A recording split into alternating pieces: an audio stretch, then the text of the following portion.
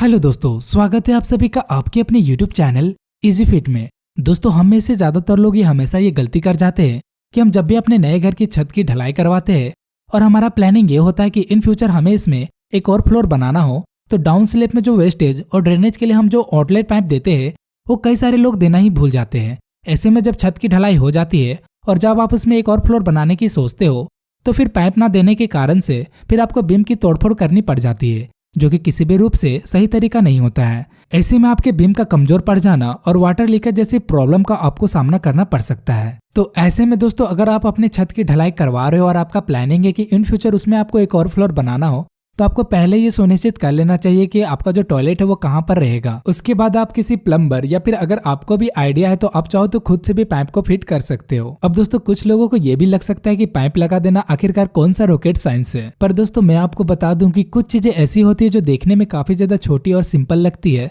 लेकिन अगर आपको उस चीज के बारे में आइडिया नहीं है या फिर आपको कुछ भी एक्सपीरियंस नहीं है तो वो छोटी सी चीज आपको आगे चलकर बहुत ही बड़ी समस्या में डाल सकता है। तो ऐसे ही ना, मैंने एक मूवी का सीन देखा था जो कि काफी मजेदार सीन था।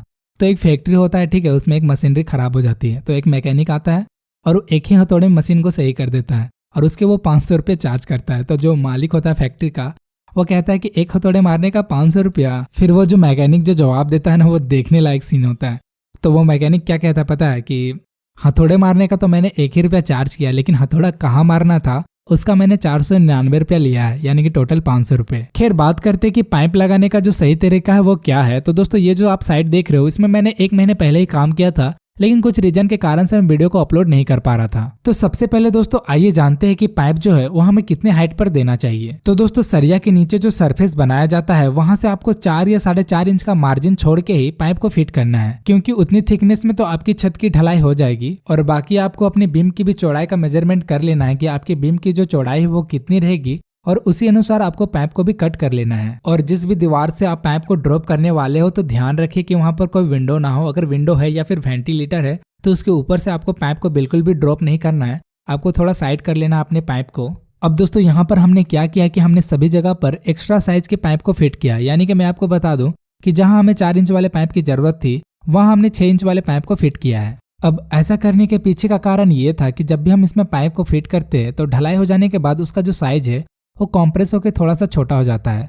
तो ढलाई होने के बाद थोड़ी सी हमें दिक्कत आ जाती है काम करने में, इसलिए हमने थोड़े से बड़े साइज के पाइप का यूज किया है। हालांकि ये हमारा तरीका है, हो सकता है कि आपके एरिया में ऐसा ना करते हो। हमने यहाँ पर 2 पाइप का यूज किया है। एक पाइप जो है वो आपका सॉलिड वेस्ट के लिए रहेगा जिसको हम 4 इंच का डालेंगे, और एक पाइप जो है वो ड्रेनेज के लिए रहेगा जिसको हम 3 इंच का डालेंगे। अब मैंने जो आपको बताया था कि हमने एक्स्ट्रा साइज के पाइप को डाला है, तो वो जो पाइप है वो ऐसे तो वहां पर जाएगा नहीं, तो आपको क्या करना है कि पाइप को बीच से कट कर देना है, फिर वो आसानी से बीम में चला जाएगा।